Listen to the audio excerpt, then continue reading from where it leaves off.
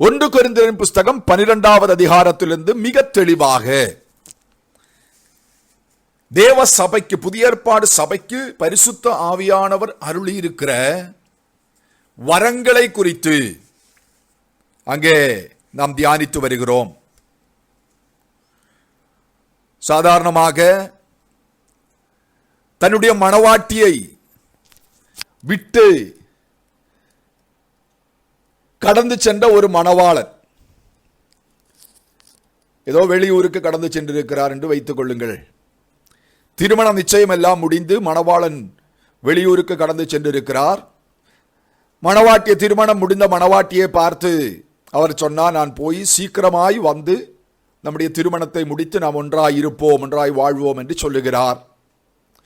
வெளியூருக்கு கடந்து சென்ற அவர் தன்னுடைய சிநேகிதன் மூலமாக திருமண நிச்சயத்தை முடித்த தன் மணவாட்டிக்கு சில பரிசு பொருட்களை கொடுத்து அனுப்புகிறார். அதை போல என் பிதாவின் ஸ்தலத்திலே அநேக வாசஸ்தலங்கள் உண்டு, இல்லை என்றால் நான் உங்களுக்கு சொல்லியிருப்பேன். நான் போய் உங்களுக்கு ஒரு ஸ்தலத்தை ஆயத்தப்படுத்தின பின்பு நான் சீக்கிரமாய் வந்து நான் இருக்கும் இடத்திலே உங்களையும் சேர்த்துக் கொள்வேன் என்று கடந்து சென்ற நம்முடைய கர்த்தராகிய மணவாளன் அவருடைய பரிசுத்த ஆவியை உலகத்திலே, அவருடைய சிநேகிதனாகிய அவருடைய ஆவியாகிய பரிசுத்த ஆவியை, தேற்றரவாளனை இந்த உலகத்திலே அனுப்பும் பொழுது தன்னுடைய அன்பு மணவாட்டிக்கு சில பரிசு பொருட்களையும் கொடுத்து அனுப்பினார். பரிசுத்த ஆவியானவர் கரத்தில் அந்த வரத்தோடு, அந்த பரிசோடு கடந்து வந்தது, கிஃப்டோடு கடந்து வந்த ஆவியானவர் மணவாளனே தியானித்துக் கொண்டிருக்கிற தன்னுடைய மணவாட்டிக்கு அளிக்கப்படுகிற பரிசுகள் தான் இந்த கிருபையின் வரங்கள். இதை குறித்து நான் ஆரம்பத்திலிருந்து மிக தெளிவாக உங்களுக்கு சொல்லிக்கொண்டே இருக்கிறேன். கிருபையின் வரங்களை குறித்து அறிவில்லாமல் இருந்த, சில வரங்களை குறித்து அறிவில்லாமல் இருந்த கொரிந்து தேசத்து விசுவாசிகளுக்கு அந்த வரங்களை குறித்து அவர்கள் தெளிவடையும்படியாகவே இந்த 1 கொரிந்தியர் 12வது அதிகாரத்திலே 9 வரங்களை குறித்து பவுல் சொன்னார் என்று நான் அழுத்தம் திருத்தமாக உங்களுக்கு தொடர்ந்து பேசிக் கொண்டிருக்கிறேன். 3 வரங்களை குறித்து நான் உங்களுக்கு பேசினேன், பேசி முடித்து விட்டேன். கர்த்தர் தன்னுடைய பிள்ளைகளுக்காக, மணவாளன் தன்னுடைய மணவாட்டிகளுக்காக ஆயத்தப்படுத்தி வைத்திருக்கிறதான கிருபையின் தன்னுடைய நன்மைகள், அதாவது பொருளாதார நன்மைகள், ஆத்துமாக்கள் ஆகிய பொக்கிஷங்கள், அதோடு கிருபையின் வரங்களும் சாத்தான் தேவ பிள்ளைகளை விட்டு திருடி வைத்திருக்கிறார். இன்னைக்கு பாருங்க, சாத்தானுடைய பிள்ளைகளும் நிறைய அற்புதங்களும் அடையாளங்களும் செய்கிறார்கள். இது எல்லாம் தேவனுடைய பிள்ளைகளுக்கு ஆண்டவர் கொடுத்த வரங்கள். ஆனால் அது தேவனுடைய பிள்ளைகள் அது சரியாக பெற்றுக்கொள்ளாமல் இருக்கிறபடியால் அவைகளெல்லாம் திருடன் திருடி வைத்திருக்கிறான் தன்னுடைய பிள்ளைகளுக்கு கொடுக்கும்படியாக.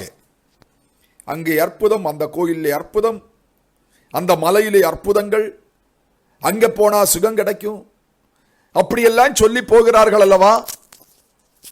இது தேவனுடைய பிள்ளைகள் செய்ய வேண்டிய காரியங்கள் இன்றைக்கு பிசாசு செய்து கொண்டிருக்கிறான் தன்னுடைய பிள்ளைகளுக்காக. தேவனுடைய பிள்ளைகள் அதை செய்யாதபடியால், அது பெற்றுக்கொள்ளாதபடியால், அது வாஞ்சை இல்லாதபடியால்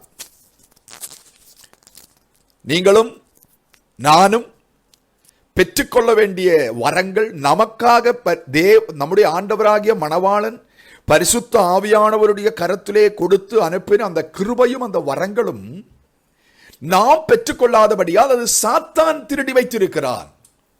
அதான் நான் கடந்த வாரத்தில் உங்களுக்கு சொன்னேன், பலவானை முந்தி கட்டினால் ஒழிய அவனுடைய வீட்டுக்குள் நுழைந்து அவனுடைய பொருட்களை கொள்ளையாட முடியாதே. கர்த்தருடைய பிள்ளைகள் இந்த நாட்களிலே கொள்ளையடிக்கிறவர்களாக இருக்க வேண்டும். கொள்ளையடிக்கிறவர்கள் என்றால் நான் சொல்லுகிற காரியத்தை நீங்கள் புரிந்து கொள்ள வேண்டும். அடுத்தவனுடைய பொருளை நாம் கொள்ளையடிக்கிறது அல்ல. நான் உங்களுக்கு இதை தெளிவுபடுத்த விரும்புகிறேன். அதற்கு பிற்பாடு நாம் வரத்துக்குள்ளாய் கடந்து செல்வோம். இஸ்ரவேல் ஜனங்கள் எகிப்து தேசத்தை விட்டு புறப்படும் பொழுது தேவனாகிய கர்த்தர் அவர்களை பார்த்து சொன்னார், நீங்கள் உங்களுடைய அருகாமையிலே உள்ள உங்கள் பக்கத்திலே அயலார்களிடத்திலேயும் எகிப்து தேசம் எங்கும் நீங்க போய் தேசத்திலே உள்ளவர்களிடத்திலே பொன்னையும் வெள்ளியையும் வாங்கி கடனாக வாங்கி நீங்கள் அவர்களை கொள்ளையடியுங்கள் என்று சொன்னார். வசனம் அப்படித்தான் சொல்லுகிறது யாத்ராகமத்தின் புஸ்தகத்திலே. இஸ்ரவேல் ஜனங்கள் எகிப்தியர்களை கொள்ளையடித்தார்கள் அப்படின்னு சொல்லியிருக்கு. 10 கட்டளைகளிலே திருடுவது தப்பு, திருடுவது பாவம் என்று சொன்ன ஆண்டவர் இங்க மட்டும் ஏன் இஸ்ரவேல் ஜனங்களை பார்த்து எகிப்தியர்களை போய் கொள்ளையடியுங்கள் அப்படின்னு ஏன் சொன்னார்? ஒரு பெரிய கேள்வி அல்லவா? ஒரு நாளைக்கு இந்த செய்தியை நான் சபையிலே பேசியிருக்கிறேன் பல ஆண்டுகளுக்கு முன்பாக. ஏன் கொள்ளையடிக்க சொன்னார் என்றால், இஸ்ரவேல் ஜனங்களை கொண்டு இரவும் பகலும் சரியாக அவர்களுக்கு உணவு கொடுக்காமல், அவர்கள் செய்த வேலைகளுக்கு அவர்களுக்கு கூலி கொடுக்காமல், அவர்களை கொண்டு ரத்தம் வியர்வையாக சிந்த வைத்து வேலை செய்ய வைத்து அது மூலமாய் கிடைக்கிற நன்மைகளை கொண்டு பார்வோன் என்ன செய்கிறான்? அவனுடைய தொப்பையை பெருக்கினான், பார்வோனுடைய ராஜ்யத்தை பெருக்கினான். இஸ்ரவேல் ஜனங்கள் அடிமைகளாயிருந்தார்கள். இந்த எகிப்தினுடைய செழிப்பு, எகிப்திலே உள்ள ஆசீர்வாதங்கள், எகிப்தினுடைய வளர்ச்சிக்கெல்லாம் காரணம் இஸ்ரவேல் ஜனங்கள். ஆனா இஸ்ரவேல் ஜனங்கள் செய்த வேலைக்கு அவர்களுக்கு கூலி கொடுக்காமல் அவர்களுக்கு நியாயமாக பெற்றுக்கொள்ள வேண்டிய எல்லா நன்மைகளும் பார்வோன் திருடி வைத்தான். ஆனபடியால் தான் ஆண்டவர் சொன்னார், உங்களுக்கு நியாயமாய் கிடைக்க வேண்டிய நன்மைகள், நீங்கள் வேலை செய்து உங்களுக்கு கூட கிடைக்க வேண்டிய கூலி அவன் திருடி வைத்திருக்கிறான். ஆனபடியால் அதை நீங்கள் கொள்ளையடியுங்கள் அப்படின்னு சொன்னார். மற்றபடி பார்வோனுடைய எல்லாவற்றையும் கொள்ளையடித்து விட்டு போங்கள் என்று அதற்கு அர்த்தம் அல்ல. நமக்கு கர்த்தருடைய பிள்ளைகளுக்கு நியாயமாய் கிடைக்க வேண்டியவைகள் நாம் பெற்றுதான் ஆக வேண்டும். தேவ பிள்ளைகள் பெற்றுக்கொள்ள வேண்டியது சாத்தான் கரத்திலே ஒருபோதும் கொடுத்து விடக்கூடாது. இதுதான் நான் உங்களுக்கு சொல்லிக்கொண்டே இருக்கிறேன். ஆனபடியால் நன்றாய் என்னை கவனியுங்கள்.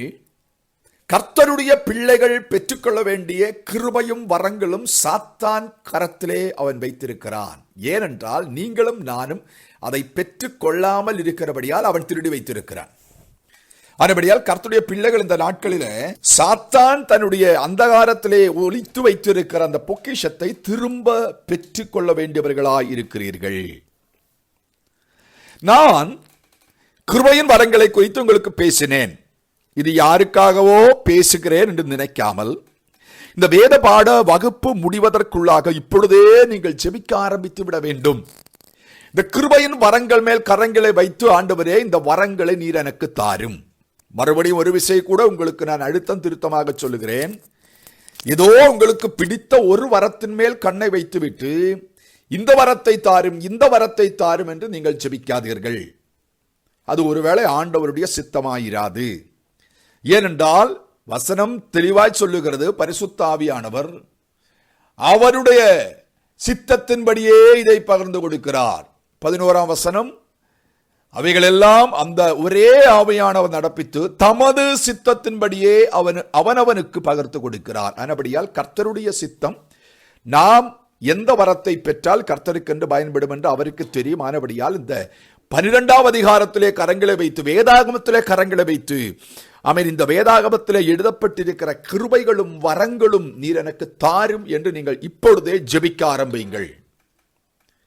நிச்சயமாகவே தேவன் இது உங்களுக்கு தருவார். ஒரு வாலிபன் MBBS படிக்கிறான் என்றால் அதனுடைய நோக்கம் அவன் நாளைக்கு ஒரு மருத்துவனாய் மாறணும். அதான் அவனுடைய நோக்கம். அதை போல என்னோடு கூட கவனிக்கிற, நான் சொல்லுகிற வார்த்தைகளை, வசனங்களை கேட்கிற, கற்றுக்கொள்ளுகிற தேவ ஜனமே, நாம் கிருபையின் வரங்களால் நிரம்பப்பட வேண்டும். ஒரு சிலவர்களுக்கு கிருபையின் வரங்கள் உண்டு, நீங்கள் அதை புதைத்து வைத்திருக்கிறீர்கள். நீங்கள் அது இந்த நாட்களை வெளியே எடுக்க வேண்டியதாக இருக்கிறது. வியாபாரம் ஆரம்பிக்க வேண்டும், பிசினஸ் ஆரம்பிக்க வேண்டும். கிருபையின் வரங்களை நீங்கள் வியாபாரம் பண்ண ஆரம்பிக்க வேண்டும். இதுதான் கர்த்தருடைய நோக்கம். சரி, ஒன்றாவதாக நான் உங்களுக்கு சொன்னேன், ஞானத்தை போதிக்கும் வசனம். இது என்னவென்று மிக மிக தெளிவாக நான் உங்களுக்கு சொன்னேன். இன்றைக்கு ஆவிக்குரியவர்கள் என்று தங்களை வெளிப்படுத்துகிற அநேகர்களுக்கு இல்லாத ஒன்றுதான் இந்த ஞானத்தை போதிக்கும் வசனம். ஞானம் இல்லாமல் அவர்கள்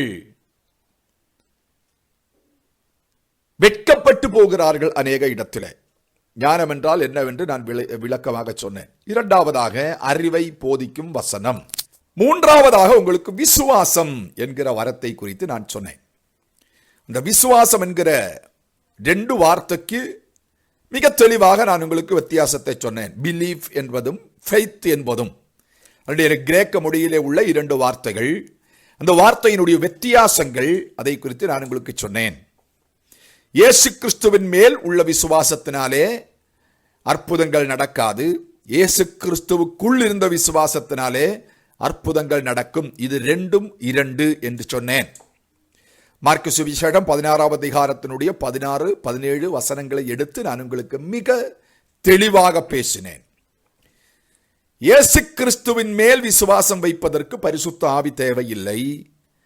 ஆனால் இந்த விசுவாசமாகிய வரம் வேண்டுமென்றால் பரிசுத்த ஆவியானவர் நிச்சயமாகவே வேண்டும். பரிசுத்த ஆவியானவர் தான் அந்த வரத்தை நமக்கு தருகிறார் என்று நான் உங்களுக்கு விளக்கமாக சொன்னேன். இப்பொழுது 4வது பகுதிக்கு நேராக கடந்த தினத்திலேயும் கூட 4வது வரத்தை குறித்து நான் உங்களுக்கு பேசினேன். குணமாக்கும் வரம், ரோகசாந்தி வரம். இந்த வரத்தை குறித்து நான் பேசும் பொழுது எல்லா வியாதியும் வியாதி என்று நினைத்து விடக்கூடாது என்று நான் உங்களுக்கு எடுத்து பேசினேன். எல்லா வியாதிக்கும் குணமாக்கும் வரத்தினாலே சுகத்தை கொடுக்க முடியாது என்றும் நான் உங்களுக்கு சொன்னேன். ஒருவேளை ஒரு சிலவர்களுக்கு அது புரிந்திருக்கும், சிலவர்களுக்கு புரியாமலும் இருக்கலாம். புரியாதவர்கள் நீங்கள் இன்றைய தியானத்தை கூட கவனியுங்கள். அப்பொழுதும் உங்களுக்கு புரியவில்லை என்றால் நீங்கள் கேள்விகளை கேட்கலாம். 3 காரியத்தை நேற்றைக்கு நான் சொன்னேன். ஒன்று, பாவத்தினாலே கடந்து வருகிற வியாதி. ஒருவன் தான் பாவம் செய்தபடியால் அவன் வியாதியஸ்தனாய் மாறினான். அவனுக்கு போய் உடனடியாய் குணமாக்கும் வரத்தினாலே ஜெபித்தால் குணமாகாது. அவன் என்ன செய்ய வேண்டும்? தன் பாவத்தை அறிக்கையிட்டு விட்டு விடுவதற்கு அவனுக்கு போதனை பண்ண வேண்டும் என்று சொன்னேன். இரண்டாவதாக, இப்ப நீங்கள் நன்றாய் ஒருவேளை அந்த கேள்வி கேட்கலாம். எனக்கு ரொம்ப ஆசை தான், ஒரு வியாதியஸ்தனை பார்த்து உடனே நம்ம ஜெபிக்கணும், ஜெபிச்ச உடனே அவன் வியாதியிலிருந்து சுகம் பெறணும். ஆண்டவர் இயேசு கிறிஸ்து அப்படித்தானே செய்தார். அதே போல செய்ய வேண்டும் என்று எனக்கும் ஆசைதான், நமக்கு எல்லாருக்கும் அது ஆசைதான். ஆனால் இயேசு கிறிஸ்துவை நாம் பார்க்க வேண்டும். இயேசு கிறிஸ்து கடவுள், அவர் தேவன், அவருக்குள்ளே எல்லா வரங்களும் இருந்தது. குணமாக்கும் வரம், போதிக்கும் வரம், ஆமென், ஆவிகளை பகுத்தறியும் வரம், எல்லா வரங்களும் இருந்தது. இந்த எல்லா வரங்களும் இருக்கிற ஒரு குழு ஒரு வியாதியஸ்தனிடத்திலே போனால், ஒருவன் அவனுடைய வியாதிக்கு காரணத்தை பகுத்தறிகிறான், இன்னொருவன் அவனுக்கு போதனை பண்ணி வியாதிக்கு சுகம் கொடுக்கிறவன் அவனுக்காக ஜெபிக்கிறான். உடனடி விடுதலை அது கண்டிப்பாக நடக்கும். நீங்கள் அப்போஸ்தலர் நடபடிகள் 3ஆம் அதிகாரத்தை பார்த்தால், அங்கே தேவாலயத்தின் வாசல்லே படுத்திருந்த ஒரு பிச்சைக்காரனை குறித்து சொல்லப்பட்டிருக்கிறது. அங்கே படுத்திருந்த அவனுக்கு பேதுருவும் யோவானும் இருவர்களும் இணைந்து அவனுக்கு சுகத்தை கொடுத்தான் என்று வசனம் சொல்லுகிறது. நேற்றைக்கு நான் தெளிவாக சொன்னேன், ஊழியத்திற்கு போகிறவர்கள் தனிக்காட்டு ராஜா மாதிரி போகாதீர்கள். நிறைய பேர் அப்படித்தான் செய்யறாங்க. ஊழியத்துக்கு ஆண்டவர் இயேசு கிறிஸ்து சீஷர்களை அனுப்பும் பொழுது 2 பேர்களாய் அனுப்பினார். அதனுடைய காரணம் இதுதான். ஒருவனுக்குள்ளே ஒரு வரம் கிரியை செய்யும் பொழுது இன்னொருவனுக்குள்ளே வேறொரு வரம் கிரியை செய்யும். 2 கலந்து கலவையாக 2 கலந்து கலக்கும் பொழுது அங்கே ஒரு அற்புதம் நடக்கும். அதான் நேற்றைக்கு நான் உங்களுக்கு தெளிவாக சொன்னேன். அப்போ வியாதிக்கு காரணம் 31ஆம் சங்கீதம் 10ஆம் வசனத்திலிருந்து எடுத்து நான் பேசினேன். சில வியாதிகளுக்கு காரணம் அவனுடைய பாவம். பாவத்தினால் உள்ள வியாதிக்கு உடனடியாய் போய் சுகமாவதாக என்று நாம் கட்டளை கொடுத்தால் சுகமாகாது. அநேகர்கள் அப்படித்தான் செய்கிறார்கள். ஒரு நாள் போறாங்க, 2 நாள் போறாங்க, 1 மாசம் போறாங்க, அடிக்கடி அங்க விசிட் பண்றாங்க, வியாதிக்கு சுகமே இல்லை. தேவனுடைய நாமம் மகிமைப்படவில்லை, தேவனுடைய நாமம் தூஷிக்கப்படுகிறது. அதற்கு காரணம் அவன் பாவத்தை விட்டு இன்னும் மனம் திரும்பல. அநேக உதாரணங்களை நான் உங்களுக்கு எடுத்து நேற்றைக்கு பேசினேன், அதனாலே அதை நான் விட்டுவிடுகிறேன். நீதிமொழிகள் 28:13 வாசித்தேன். பாவத்தை மறைக்கிறவனுக்கு விடுதலை கிடைக்காது, பாவத்தை மறைக்கிறவன் வாழ்வடைய மாட்டான். அதை அறிக்கையிட்டு விட்டு விடுகிறவன், அறிக்கையிட்டா மட்டும் போதாது, விட்டுவிடணும். இந்த பாவத்திலிருந்து அவன் முழுக்க முழுக்க விடுதலை பெற்றால் அவனுக்கு சுகம் கிடைக்கும் என்று வசனம் சொல்லுகிறது. மார்க் 2:9, யோவான் 5:14 எல்லாம் அவர்களுடைய வியாதிக்கு காரணம் பாவம். ஆண்டவர் அவர்களை பார்த்து சொல்லுகிறார், இனிமே பாவம் செய்யாதே, இனிமே இதற்கும் பெரிதான கொடிய காரியம் உனக்கு நடைபெறாதபடி பாவம் செய்யாதே என்று சொல்லுகிறார். அப்போ ஒன்று, பாவத்திற்கு வியாதிக்கு காரணம் பாவம். இரண்டாவதாக லூக்கா சுவிசேஷம் 13:16 எடுத்து நான் உங்களுக்கு பேசினேன். பிசாசினுடைய கட்டின் மூலமாக வியாதியஸ்தர்களாய் மாறுகிறவர்கள். பல வசனங்களை எடுத்து நான் பேசினேன். 18 ஆண்டுகள் கூனியாயிருந்த ஸ்திரீ, ஆமேன், 6000 பிசாசுக்கள் பிடித்த லேகியோன் என்ற மனிதன், ஊமனாகிய பிசாசு பிடித்தவன், இதெல்லாம் நான் உங்களுக்கு பேசினேன். அப்ப இதற்கெல்லாம் காரணம் இவர்களெல்லாம் வியாதியஸ்தர்களாய் மாறுவதற்கு காரணம் பிசாசு தான். அதற்கு காரணம் அவர்களுக்குள்ளே இருந்தது வியாதியின் ஆவி அல்ல, அவர்களுக்குள்ளே இருந்தது ஒரு பிசாசு. பிசாசு அவர்களை வியாதியஸ்தர்களாய் மாற்றினபடியால் மார்க் 1:23 நாம் வாசிக்கிறோம், இயேசு ஆலயத்திற்குள் வந்த பொழுது பிசாசு பயந்து ஓடினான். அப்படி என்றால் அவர்களுக்குள்ளே இயேசு கிறிஸ்து வர வேண்டும். ஒருவன் பிசாசினால் பிடிக்கப்பட்டவனாய் இருந்தால், அவன் பிசாசினால் பிடிக்கப்பட்டு அவன் வியாதியஸ்தனாய் மாறினால், ஆமேன், அவன் இயேசு கிறிஸ்துவை தன் இருதயத்திலே ஏற்றுக்கொள்ள வேண்டும் என்பதுதான் அதனுடைய விளக்கம். மூன்றாவதாக, சாபத்தினால் வருகிற வியாதிகள். இதை குறித்து நான் நேற்று உங்களுக்கு தெளிவாக உதாரணங்களை வைத்தெல்லாம் பேசினேன். அதுபடியா வியாதி, சாபத்தினால் ஒருவன் வியாதியஸ்தனாய் மாறினால் வசனம் சொல்லுகிறது அவன் புது மனிதனாய் மாற வேண்டும். புதுதாய், அதாவது 2 கொரிந்தியர் 5:17 நான் சொன்னேன், ஒருவன் கிறிஸ்துவுக்குள்ளானால் அவன் புதிய சிருஷ்டியாய் இருக்கிறான். பழையவைகள், பழைய சாபங்கள், பிதாக்கள் மூலமாக கடந்து வந்த பாவங்கள் எல்லாமே ஒடிந்து போயின, எல்லாமே புதிதாயின என்று வசனத்திலே நேற்றைய தினத்திலே நாம் தியானித்தோம். நாகமானுடைய சரித்திரத்தை நான் எடுத்து சொன்னேன். அதாவது ஞானஸ்நானம், அவன் ஞானஸ்நானம் பெறும்போதுதான் அவன் விடுதலை பெறுகிறான் என்று நேற்றைக்கு நான் சொன்னேன். இப்ப இன்றைக்கு 4வது விஷயத்துக்கு நாம் கடந்து வருவோம். என்னாகமத்தின் புத்தகம், இன்றைய தியானத்திற்கு ஆதாரமாக என்னாகமத்தின் புத்தகம் 12வது அதிகாரத்துக்கு நேராக நாம் திருப்பிக் கொள்ளுவோம். என்னாகமம் 12:10. என்னாகமத்தின் புஸ்தகம் 12வது அதிகாரம் 10ஆம் வசனத்தை வாசிக்கும் பொழுது நான் உங்களுக்கு வாசிக்கிறேன், நீங்கள் கவனியுங்கள். 10ஆம் வசனம் 9ஆம் வசனம் சேர்த்து வாசிக்கிறேன். கர்த்தருடைய கோபம் அவர்கள் மேல் மூண்டது, அவர்கள் போய்விட்டார்கள். மேகம் கூடாரத்தை விட்டு நீங்கி போயிட்டு மிரியாம் உறைந்த மழையின் வெண்மையை போன்ற குஷ்டரோகியானாள். ஆரோன் மிரியாமை பார்த்தபோது அவள் குஷ்டரோகியாயிருக்க கண்டான். இங்கே நீங்கள் வீட்டிலே இருந்து கொண்டே நான் சொல்லுகிற இந்த அதிகாரங்கள், வசனம் மட்டும் வாசித்தால் போதாது, அதுக்கு முன்பகுதி பின்பகுதி எல்லாம் நீங்கள் அந்த அதிகாரம் முழுசும் வாசிக்க வேண்டும். இங்கே நமக்கு சரித்திரம் நீங்கள் அறிந்து கொள்ள வேண்டும். கர்த்தருடைய ஊழியத்திற்காய் அழைக்கப்பட்ட, கர்த்தருடைய மகிமையான ஊழியத்தை தொடர்ந்து செய்து கொண்டிருக்கிற மோசே என்கிற மனிதன் ஒரு எத்தியோப்பிய ஸ்திரீயை திருமணம் செய்கிறான். மோசேயை குறித்து நமக்கு தெரியும், அவன் மிகுந்த சௌந்தரியம் உள்ளவனாயிருந்தான் என்று 2வது அதிகாரத்திலே சொல்லப்பட்டிருக்கிறது. யாத்திராகமம், அவன் சௌந்தரிய அழகுள்ளவனாயிருந்தான் அப்படின்னு சொல்லப்பட்டிருக்கிறது. அவ்வளவு கோதுமையை போல நிறமுள்ளவன், நல்ல திறன் உள்ளவன், நல்ல அழகான மனிதன் மோசே. ஆனா வசனத்திலே பார்க்கிறோம், அவன் ஒரு எத்தியோப்பிய ஸ்திரீயை திருமணம் செய்தான் அப்படின்னு சொல்லியிருக்கு. எத்தியோப்பிய ஸ்திரீ என்றால் ஆப்பிரிக்க நீக்ரோ பெண்மணி. யூதர்கள் எப்படி இருப்பீர்கள் என்று உங்களுக்கு ஓரளவுக்கு தெரியும். யூதர்கள் அவ்வளவு உயரமானவர்கள், அவ்வளவு அழகானவர்கள், அவ்வளவு ஞானத்திலே எல்லாவற்றிலையும் சிறந்தவர்கள் உலகத்திலே யூதர்கள் தான். அந்த யூதர்களுக்கு இடையிலே மோசே இன்னும் அழகானவன். அவ்வளவு அழகான ஒரு மனிதன் ஒரு எத்தியோப்பிய ஸ்திரீ எப்படி இருக்கும் என்று கொஞ்சம் யோசித்து பாருங்க. நீக்ரோகளை பார்த்தவர்களுக்கு தெரியும். உதடுக்கு 4 இன்ச்சு அகலம், கண்ணு ஒரு எல்இடி பல்பு மாதிரி, தலை காக கருப்பு, உடம்பெல்லாம் கரி பூசினதை போல இருக்கிற ஒரு பெண்ணை சூரியனை போல அழகான இந்த மோசே திருமணம் செய்தால் யாருதான் பேசாமல் இருப்பார்கள்? அதுவும் மிரியாமுக்கு மோசே மேல ரொம்ப ஆசை, ரொம்ப நேசம், ரொம்ப பாசம். மோசே விட மிரியாம் 9 வயது மூத்தவள்.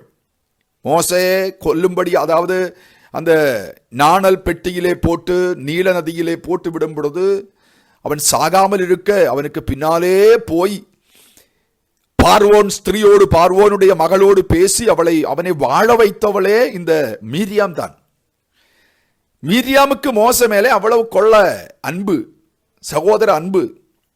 ஆனபடியால் அவனுக்கு ஒன்று நேர்வதை ஒருபோதும் இவனுக்கு தாங்க முடியாது இவளுக்கு. அதனாலே இவ்வளவு அழகான அருமையான சகோதரன் இவன் போய் இப்படி ஒரு பெண்ணை கல்யாணம் பண்ணிட்டானே அப்படின்னு அவளுக்கு ரொம்ப வருத்தம். இது யாருக்கும் வரக்கூடிய ஒரு வருத்தம் தான். நிச்சயமாக நான் ஒருபோதும் மிரியாம் செய்தது தவறு என்று சொல்லவே மாட்டேன்.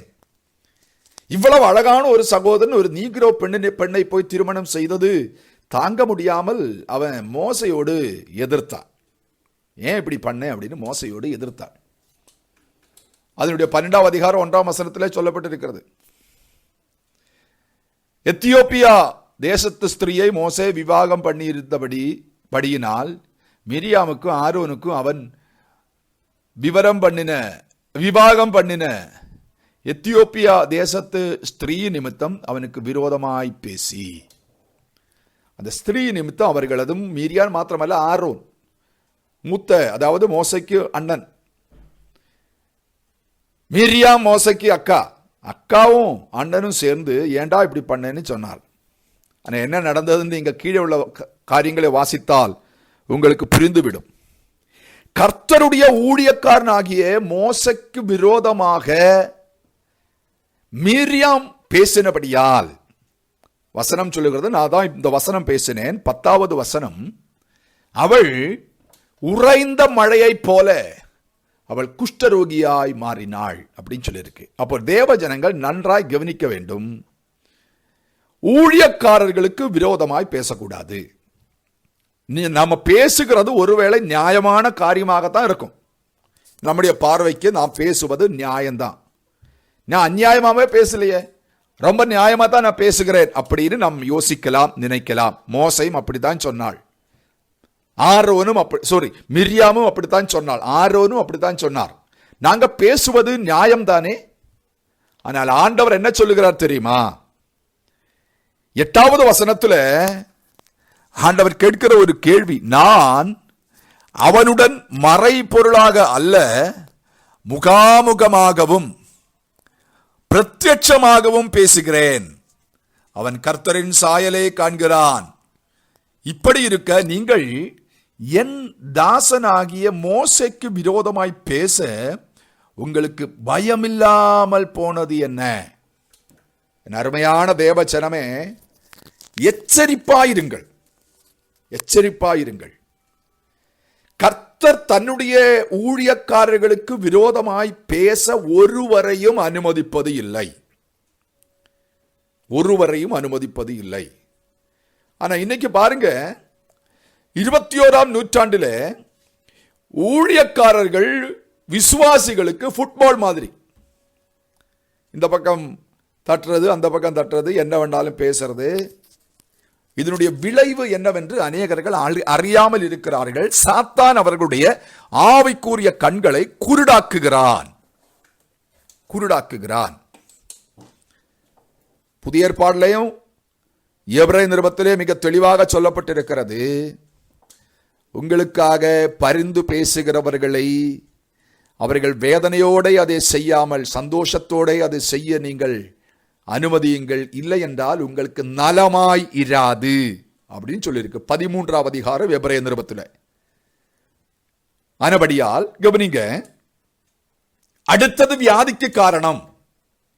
வசனம் சொல்லுகிறது ஊழியர்களுக்கு விரோதமாக, ஊழியர்களுக்கென்று மாத்திரமல்ல கர்த்தருடைய பிள்ளைகளுக்கு விரோதமாக யாருமே வாயை துறக்காதீர்கள். பரிசுத்த ஆவியின் அபிஷேகத்தை பெற்ற ஒருவனுக்கு விரோதமாக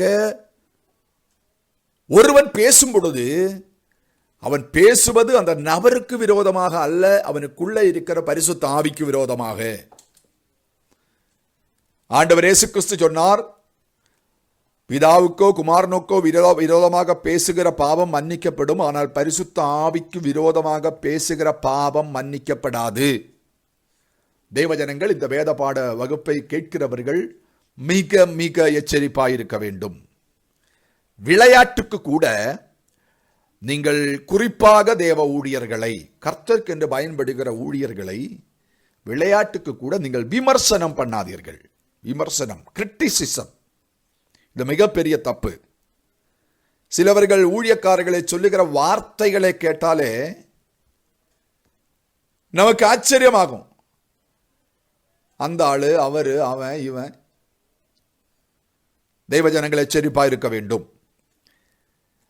2 நாளாகமத்தின் புஸ்தகம் 26வது அதிகாரம் அதனுடைய 19வது வசனத்திலேயும் ஒரு சம்பவம் எழுதப்பட்டிருக்கிறது. 2 நாளாகமம் 26வது அதிகாரம் அதனுடைய 19வது வசனம்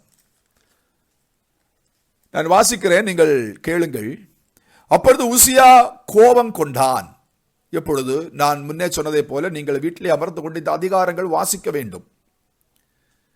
தேவனுடைய ஆலயத்திற்குள் கடந்து வருகிறான் உசியா என்ற ராஜா.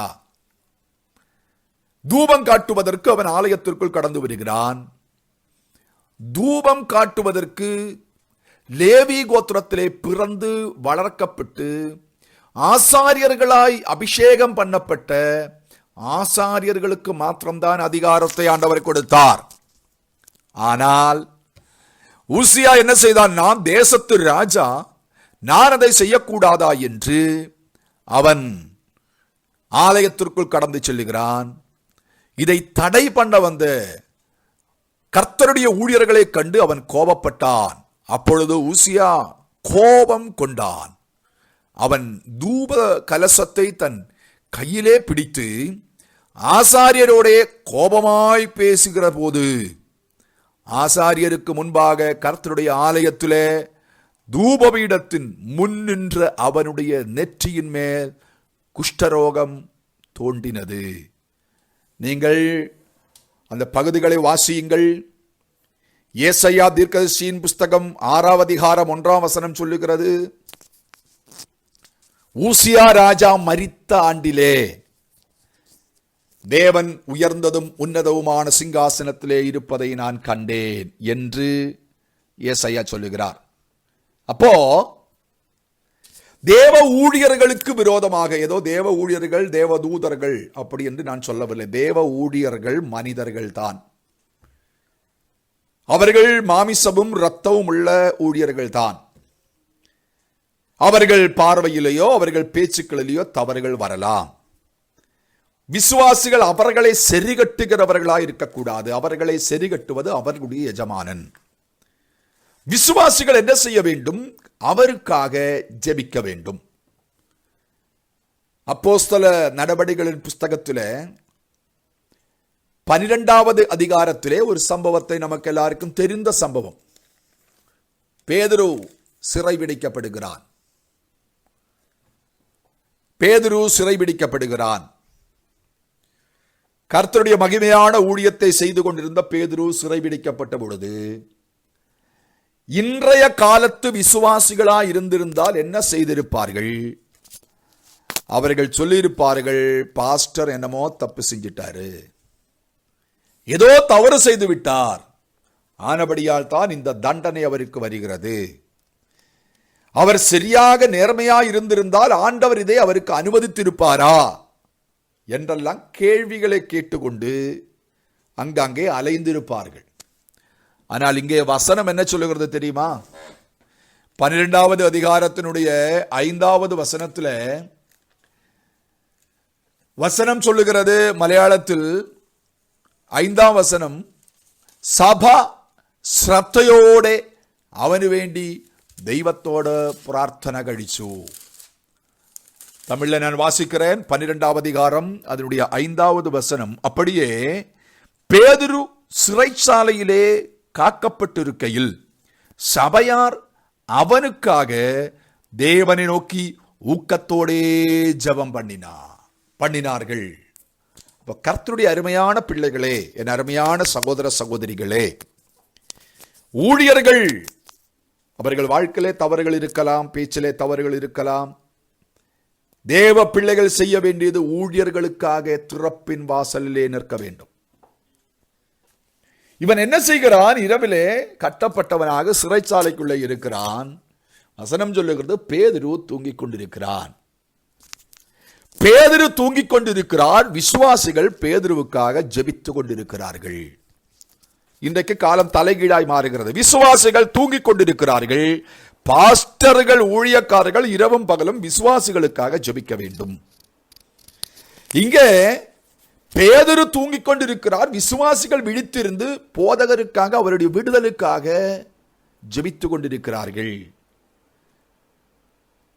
ஜெபிக்கிற ஒரு சபை இருக்கும் என்றால், ஜெபிக்கிற விசுவாசிகள் இருக்கும் என்றால், அந்த சபையின் போதகருக்கு நல்ல தூக்கம் வந்துடும். ஜெபிக்கிற விசுவாசிகள் இருக்குமானால் அந்த சபையிலே, அந்த ஊழியர் நடுவிலே தேவ தூதன் இறங்கி வருவான். ஜெபிக்கிற விசுவாசிகள் இருப்பார்களானால் சபைக்கு விரோதமாக, ஊழியனுக்கு விரோதமாக இருக்கிற எல்லா சிறை வாசல்களையும் ஆண்டவர் உடைப்பார். ஆனபடியால் தேவஜனங்கள் கவனிக்க வேண்டும். விசுவாசிகள் ஊழியனுக்காக ஜெபிக்க வேண்டும். விசுவாசிகளோடு இருப்பதை விட 100 மடங்கு போராட்டம் ஒரு ஊழியனோடு இருக்கும் என்பதை தேவஜனங்கள் மறந்துவிடக்கூடாது. இது அந்த வியாதிக்கு காரணத்தை பேசும் பொழுது இது நான் உங்களிடத்திலே பேசித்தான் ஆக வேண்டும் என்றபடியால் இதை நான் உங்களுக்கு தெளிவாக பேசுகிறேன். ஒரு விசுவாசியை தாக்கினால் அவனுக்கு ஒரு ஆத்துமாவை தான் அழிக்க முடியும். ஆனால் ஒரு ஊழியக்காரனை சாத்தான் தாக்கினால் 1000 ஆத்துமாக்களை அது மூலமாய் அவனாலே அழிக்க முடியும். 1000 பேர்களை பின்மாற்றத்திற்குள்ளாய் இழுத்து கொண்டு போக முடியும். ஆனபடியால் விசுவாசிகள் நிற்கிற யுத்தக்களம் அல்ல ஊழியர்கள் நிற்கிற யுத்தக்களம் என்பதை விசுவாசிகள் மறந்துவிடக்கூடாது. விசுவாசிகளுக்கு முன்பாக ஒரு சத்ரு என்றால், ஒரு மடங்கு என்றால், ஊழியர்களுக்கு முன்பாக 100 மடங்கு. அதை நீங்கள் அறிந்து கொள்ள வேண்டும். ஆனபடியால் ஊழியக்காரர்களுடைய சின்ன சின்ன சிறு சிறு குறைகளையும் தவறுகளையும் எடுத்து பேசி பேசி பலூனை போல ஊதி பெரிதாக்கிவிட்டு அதிலே மகிழ்ச்சி கண்டுவிடக்கூடாது. தேவ பிள்ளைகள் என்ன செய்ய வேண்டும்? அவர்களுக்காக, அவர்கள் ஆத்துமாவுக்காக நீங்கள் ஜெபிக்கிறவர்களாய் இருக்க வேண்டும் என்று வசனம் மிக மிக தெளிவாக சொல்லுகிறது. இல்லை என்றால் மிரியாமின் வாழ்க்கையிலே நடந்தது நமக்கு ஒரு எச்சரிப்பாய் இருக்க வேண்டும். இங்கே ஊசியாவின் வாழ்க்கையிலே நடந்தது நமக்கு ஒரு எச்சரிப்பாய் இருக்க வேண்டும். 1 சாமுவேல் புஸ்தகம் எனக்கு மிக மிக பிடித்த ஒரு அதிகாரம். அது 45வது அதிகாரத்தின் 1 சாமுவேல் 45வது அதிகாரத்தின் 5ஆம் வசனம். அந்த வசனம் சொல்லுகிறது, நீங்கள் நான் சொல்லுகிற வார்த்தைகளை குறித்து நீங்கள் வீட்டில் இருக்கும் பொழுது வாசித்து பாருங்கள். 1 சாமுவேல் 16ஆம் அதிகாரம் 14ஆம் வசனம் சொல்லுகிறது. 1 சாமுவேல் 16ஆம் அதிகாரம் 14ஆம் வசனம் சொல்லுகிறது, கர்த்தருடைய ஆவி சவுலை விட்டு நீங்கினது, யெகோவாவுடைய ஆத்மாவை சவுலினை விட்டு மாறி. 18ஆம் அதிகாரம் 10ஆம் வசனம் சொல்லுகிறது, ஒரு மலையாளத்தில் துராத்மாவை, தமிழில் கொஞ்சம் நான் எடுத்து சொல்லுகிறேன். 18ஆம் அதிகாரம் 10வது வசனம், 1 சாமுவேல் 18:10. மறுநாளிலே தேவனால் விடப்பட்ட பொல்லாத ஆவி, ஒரு பொல்லாத ஆவி சவுலின் மேல் வந்தது. இப்போ சவுலின் மேல் இருப்பது தேவனுடைய ஆவி அல்ல, ஒரு பொல்லாத ஆவி, அசுத்த ஆவி. இது 18ஆம் அதிகாரம் 10ஆம் வசனத்தில் சொல்லுகிறது. ஆனால் 24ஆம் அதிகாரம் 5ஆம் வசனத்தை வாசியுங்கள். அதாவது சவுலின் மேல் பொல்லாத தேவனுடைய ஆவி அவனை விட்டு நீங்கி ஒரு பொல்லாத ஆவி அவன் மேல் வந்தது. அவன் தாவீதை துரத்தி துரத்தி துரத்தி அடிக்கிறான். இதை நான் பேசும்பொழுது சொல்லியிருக்கிறேன். சவுலுக்கு எவ்வளவு பெரிய ஒரு பொறுப்பு உண்டு, எவ்வளவு வேலை இரவும் பகலும் செய்தால் கூட செய்து முடிக்க முடியாத அளவுக்கு சவுலின் தலையிலே அவ்வளவு வேலை. இஸ்ரவேல்ல ராஜா. ஆனா அவன் என்ன செய்கிறான்? ஆண்டவர் தன்னை உண்மையுள்ளவன் என்று கண்டு தன்மேலே வைத்திருக்கிற அந்த மேன்மையான பொறுப்புகளை எல்லாம் அவன் விட்டு ஒரு சாதாரண ஆடை மேய்க்கிற ஒரு ஏழை வாலிபனை கொல்லும்படியாக படையாளிகளோடு அவனுக்கு பின்னாலே அலைந்து கொண்டிருக்கிறான் பிசாசு பிடித்தவனாக. இந்த 24ஆம் அதிகாரத்திலே வாசிக்கும் பொழுது தாவீது என்ன செய்கிறான் தெரியுமா? நான் வாசிக்கிறேன் வசனம் 1 சாமுவேல் 24வது அதிகாரம், அதனுடைய 24ஆம் வசனம் இல்லையா? நான் கொஞ்சம் அந்த வசனத்தை எடுத்து உங்களுக்கு சொல்லுகிறேன். அது எந்த வசனம் என்று நான் பார்த்து சொல்லுகிறேன். அங்கே சொல்லப்பட்டிருக்கிறது, தாவீது, அதாவது சவுல் போய் ஒரு குகையிலே படுத்துக் கொள்ளுகிறான். ஓடி ஓடி களைத்து போய் குகையிலே படுத்துக் கொள்ளுகிறான். தாவீதினுடைய படையாளி சொல்லுகிறான், நீர் போய் அவனை வெட்டி கொன்றுவிடு, உன் பிரச்சனை தீர்ந்துவிடும். தாவீது என்ன செய்கிறான்? போய் அவனுடைய சவுலுடைய வஸ்திரத்தின் ஓரத்தை வெட்டி எடுத்தான். ஆனால் வசனம் சொல்லுகிறது, அவன் அதை செய்துவிட்டு, ஐயோ, தேவனுடைய அபிஷேகத்தை பெற்றவனுடைய வஸ்திரத்தை நான் கத்தரித்து எடுப்பதற்கு வெட்டி எடுப்பதற்கு எனக்கு எப்படி தைரியம் வந்தது என்று அவன் கலங்குகிறான். அப்படின்னா பாருங்க, சவுலுக்குள்ள இருப்பது பரிசுத்த ஆவி அல்ல, தேவனுடைய ஆவி அல்ல. தேவனுடைய ஆவி அவனை விட்டு நீக்கப்பட்டது. அவனுக்குள்ள ஒரு அசுத்தாவி வந்தது. ஆனாலும் அந்த அசுத்தாவி பிடித்தவனை கூட அவனுடைய வஸ்திரத்தினுடைய ஓரத்தை வெற்றினது கூட மகா பெரிய தப்பு என்று தாவீது அறிந்து கொண்டான். அப்ப கர்த்தருடைய பிள்ளைகள் நன்றாய் கவனிக்க வேண்டும். ஊழியர்கள் என்பது நாம் நமக்கு விளையாட்டு பொருளாக எடுக்க வேண்டியவர்கள் அல்ல. இது மிக எச்சரிப்பாக நாம் கவனிக்க வேண்டிய ஒரு விஷயம். ஒருவேளை ஊழியர்கள் நம்மை விட வயதிலே சிறியவர்களாயிருக்கலாம், படிப்பிலே சிறியவர்களாயிருக்கலாம், பணத்திலே குறைந்தவர்களாயிருக்கலாம், அழகிலே குறைந்தவர்களாயிருக்கலாம், திறமையிலே குறைந்தவர்களாயிருக்கலாம். நான் சொல்லுகிறேன், எந்த ஊழியர்களையும், உண்மையாய் ஊழியம் செய்கிற ஊழியர்களை எந்த ஊழியர்களையும் அவர்களை விமர்சிப்பதற்கு வாயை திறக்காதீர்கள். நல்ல அழகான ஒரு வசனம் உண்டு யூதாவின் நிருபத்திலே. அதிலே சொல்லப்பட்டிருக்கிறது, பிசாசு சாத்தான் மோசையின் சரீரத்திற்கு விரோதமாக தர்க்கம் பண்ணும் பொழுது தேவனுடைய தூதர்கள் என்ன செய்தார்களா? அவனுக்கு விரோதமாக ஒரு தூஷண வார்த்தை சொல்லாமல், 9வது வசனம், யூதாவின் நிருபம் 9வது வசனத்தை நீங்கள் குறித்துக் கொள்ளுங்கள். மலையாளத்தில் மட்டும் நான் வாசிக்கிறேன். എന്നാൽ பிரதான தூதனாய மீகாயேல் മോശയുടെ ശരീരത്തെ കുറിച്ച് പിശാചിനോട് തർക്കിച്ച് വാദിക്കുമ്പോൾ ഒരു ദൂഷണ വിധി ഉച്ചരിപ്പാൻ തുനിയാതെ കർത്താവ് നിന്നെ ഭത്സിക്കട്ടെ എന്ന് പറഞ്ഞതേയുള്ളൂ. അപ്പോ பிசாசுக்கு விரோதமாக கூட மீகாவில் ஒரு வார்த்தை பேசலன்னு தான் அர்த்தம். அதனால் தேவ பிள்ளைகள் கவனமா இருக்கணும். நான் ஞானத்தின் வசனத்தை பேசும் பொழுது உங்களிடத்திலே சொன்னேன், நம்முடைய வார்த்தைகள் மிக மிக முக்கியத்துவம் வாய்ந்தது. நம்முடைய வார்த்தைகளை நான் பேசும் பொழுது நாம் அளந்து பேச வேண்டும். ஞானத்தின் வசனத்தை குறித்து நான் உங்களுக்கு பேசும் பொழுது சொன்னேன், பேசாமல் இருந்தால் முட்டாளையும் ஞானி என்று கணிக்கப்படும் என்று வசனத்திலே சொல்லப்பட்டிருக்கிறது. நான் இந்த பகுதியை சொல்லி முடிப்பதற்கு முன்பாக இன்னொரு சம்பவத்தை கூட உங்களுக்கு வசனத்தை சொல்லுகிறேன். நீங்கள் குறித்து வீட்டிலே வாசியுங்கள்.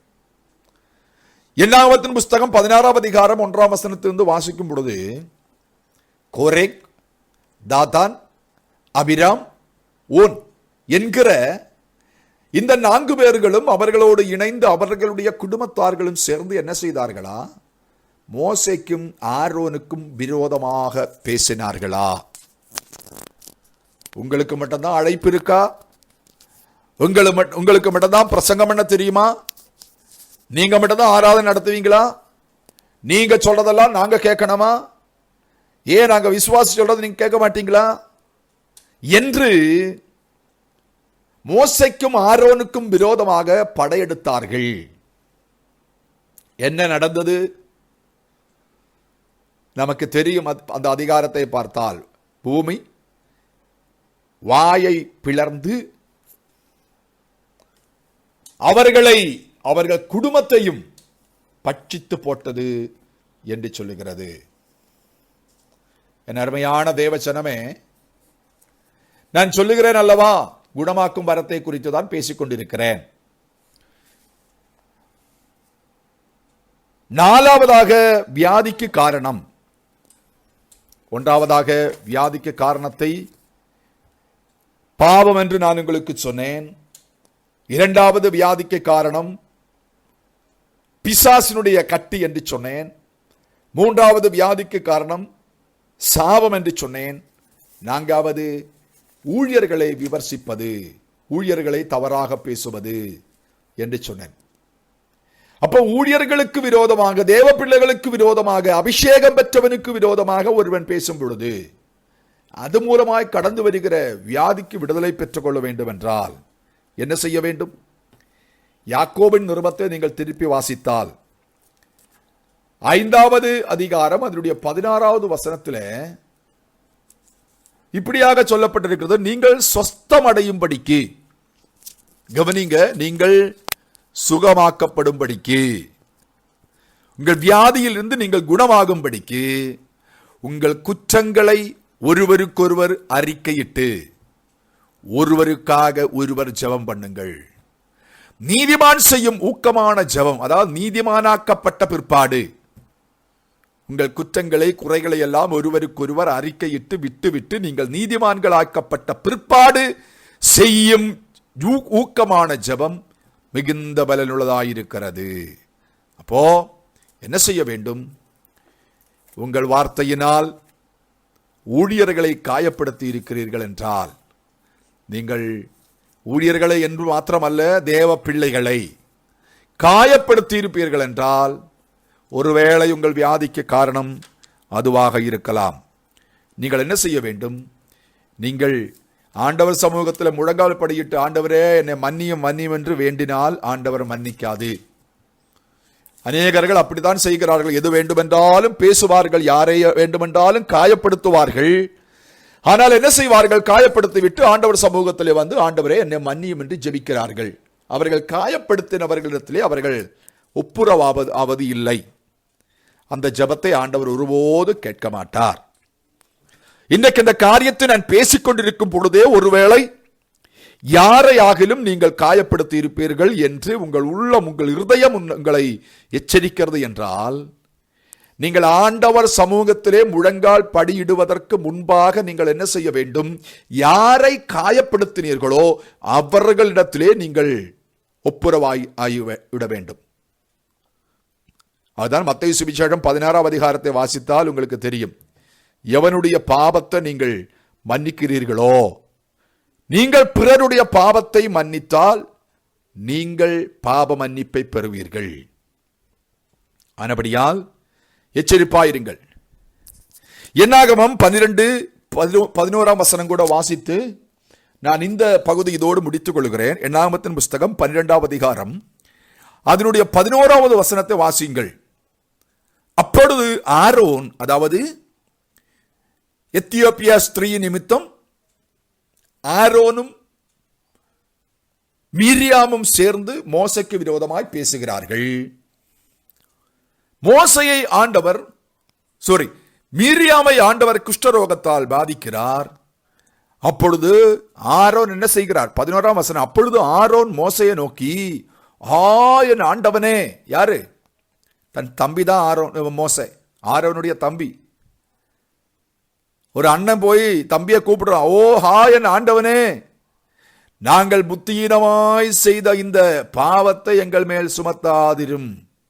அப்பொழுது ஆரோன் மோசையை நோக்கி, என் ஆண்டவனே, நாங்கள் புத்தியீனமாய் செய்த இந்த பாவத்தை எங்கள் மேல் சுமத்தாதிரும்.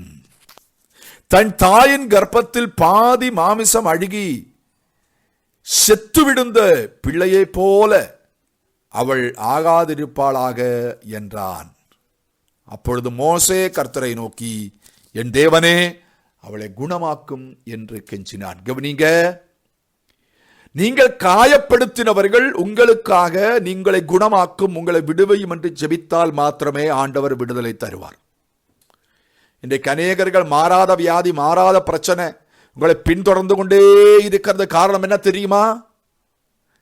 மன்னிக்க வேண்டியவரிடத்திலே நீங்கள் மன்னிக்கவில்லை. மன்னிப்பு கேட்க வேண்டியவரிடத்திலே நீங்கள் மன்னிப்பு கேட்கவில்லை. ஒப்புரவாக வேண்டியவரிடத்திலே நீங்கள் ஒப்புரவாகவில்லை. நீங்கள் என்ன நினைத்து கொண்டிருக்கிறீர்கள்? ஆண்டவரிடத்திலே நான் மன்னிப்பை கேட்டுவிட்டேன், ஆண்டவர் என்னை மன்னித்திருப்பார். ஒருபோதும் இல்லை. யாரை காயப்படுத்தி இருக்கிறோமோ அவர்களிடத்திலே மன்னிப்பை கேட்டு அவர்கள் மன்னித்தால் மாத்திரமே ஆண்டவர் அதை ஏற்றுக்கொள்கிறார். மோசையினிடத்திலே ஆரோன் நேரடியா தேவனிடத்துக்கு போய் மன்னிப்பு கேட்டிருக்கலாம். ஆனால் ஆரோன் அது செய்யவில்லை. ஆரோன் என்ன செய்தான்? ஆரோன் கர்த்தரால் அழைக்கப்பட்ட தேவ ஊழியன் தானே, மோசையை போல ஒரு அபிஷேகத்தை பெற்றவன் தானே, ஆசாரிய ஊழியத்திற்காய் தேர்ந்தெடுக்கப்பட்டவன் தானே. ஆரோன் நேரடியாய் போய் கர்த்தரிடத்திலே பேசி இருக்கலாமே, ஆண்டவரே என் சகோதரியை விடுவியும் என்று. ஆரோன் கேட்கவில்லை. ஆரோனுக்கு தெரியும், கேட்டாலும் அந்த ஜெபம் வீண், அந்த ஜெபம் பதில் கொடுக்காத ஜெபம், பதில் கிடைக்காத ஜெபம். ஆரோன் என்ன செய்கிறான்? யாரை காயப்படுத்தினானோ அவரிடத்திலே போய் ஒப்புரவாகிறான், மன்னிப்பை கேட்கிறான். அப்போ மோசே என்ன செய்கிறார்? ஆண்டவரே, அவள் என் சகோதரி, அவன் பாவத்தை மன்னிக்கும் என்று மோசே எப்பொழுது ஜெபிக்கிறாரோ அப்பொழுதுதான் மீரியாமுக்கு விடுதலை. தேவஜனங்களே, இன்னைக்கு கர்த்தர் நிச்சயமாக உங்களிடத்திலே பேசி இருப்பார் என்று நான் விசுவாசிக்கிறேன். கர்த்தருடைய பிள்ளைகள் மிகுந்த எச்சரிப்பாய் இருக்க வேண்டும். சாத்தான் மிகுந்த ஞானத்தோடு இருக்கிறான். அவன் என்ன செய்கிறான்? நமக்கு தெரியாமலே நம்மை சாபத்திற்குள் தள்ளுகிறான். ஊழியர்களுக்கு விரோதமாக பேசினால் அது சாபம் என்று நமக்கு தெரியாமலே அவன் அதை செய்ய செய்கிறான், அதை பேச செய்கிறான். நம்மை பொறுத்தவரையிலும் ஊழியர்கள் நம்மை போல சாதாரணமான ஒரு ஏழை மனிதன். ஆனால் ஆண்டவருடைய பார்வைக்கு அவர் விலையுயர்ந்தவர். ஊழியக்காரர்களை குறித்து ஆண்டவர் எவ்வளவு மேன்மையாக பேசியிருக்கிறார் தெரியுமா? வசனத்தில் அவர் தன்னுடைய ஊழியர்களின் சுகத்தை விரும்புகிறவர் என்று சொன்னார். வெளிப்படுத்தின விசேஷத்திலே சொல்லப்பட்டிருக்கிறது, வலங்கரத்திலே இருக்கிற 7 நட்சத்திரங்கள் 7 சபையின் தூதர்கள், அப்படின்னா 7 சபையின் ஊழியக்காரர்கள். 7 சபை என்றால் அன்றைக்கு 7 சபை தான் இருந்து நமக்கு தெரியும். வெளிப்படுத்தின விசேஷத்திலே 7 சபைகள். கர்த்தருடைய ஊழியக்காரர்கள் தேவனுடைய கரத்திலே நட்சத்திரங்களைப் போல இருக்கிறார்கள் என்பது நாம் மறந்துவிடக்கூடாது. ஒருவன் எனக்கு ஊழியம் செய்தால் என் பிதாவானவர் அவனை கனம் பண்ணுவார். அப்ப ஊழியக்காரர்கள் பிதாவினால் கனப்படுத்தப்படுகிறவர்கள். 5வதாக அப்போஸ்தல நடபடிகள் 12வது அதிகாரம் 12ஆம் வசனத்திலிருந்து அவர்களுக்கு பிரசங்கம் பண்ணினான். அப்பொழுது ஜனங்கள், இது மனுஷ சத்தம் அல்ல, இது தேவ சத்தம் என்று ஆர்ப்பரித்தார்கள்.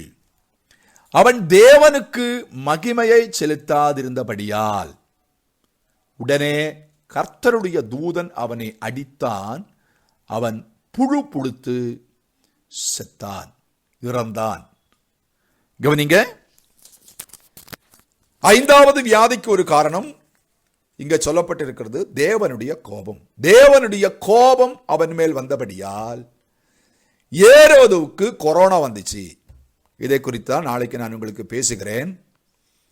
இந்த ஏரோதுவுக்கு கொரோனா அப்படின்னு நான் சொன்னதுனாலே அப்படி பைபிள் எங்க இருக்கு பாஸ்ன்னு கேட்கக்கூடாது. அவனுக்கு புழு புழுத்து, கிருமி, மலையாளத்தில் அப்படித்தான் சொல்லியிருக்கேன்னு நினைக்கிறேன். கிருமி பிடித்து அவன் புழு புழுத்து செத்தான் அப்படின்னு சொல்லியிருக்கு ஒரே நிமிஷத்துல. அதற்கு காரணம் தேவனுடைய கோபம். இந்த தேவ கோபம் அவன் வருவதற்கு காரணம் என்ன என்பதை குறித்து நாளை வகுப்பிலே உங்களுக்கு நான் பேசுகிறேன். கர்த்தர் நம்மை ஆசீர்வதிப்பாராக. இன்றைக்கு கேட்ட வார்த்தைகள் நமக்கு ஆசீர்வாதமாய் அமையட்டும் என்று நான் ஜெபிக்கிறேன்.